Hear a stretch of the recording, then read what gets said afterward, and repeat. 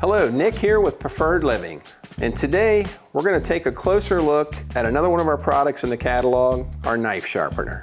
But first, if you're like me, you've got this at home. Well, it is the knife sharpening steel, but they're pretty tricky to use. You can over sharpen one side of the blade, not get it right on the other side, and make your knife duller than what you started with.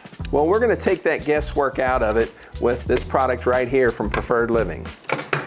This is our Firestone knife sharpener, and the key is the deep V in here, 2 uniform hones to maintain that sharpness. So what you want to do, keep it on the counter like this. You're going to keep the knife parallel to it, draw it through, keep bringing it through. Of course, you flipped it on, and you have the main meat of the blade, and you also have the tip, but you have that curve there. So as on about the 4th pass, I would start to rock it through and get that sharpness all the way to the end. After you've done that, what you've got now is you've taken that dull knife, and hopefully you've got a nice sharp knife now. So the key here is take the guesswork out of sharpening your knives, and you can do that with the Firestone sharpener. As always, thanks for joining me, and we hope you can make an informed decision on one of the products in our catalog.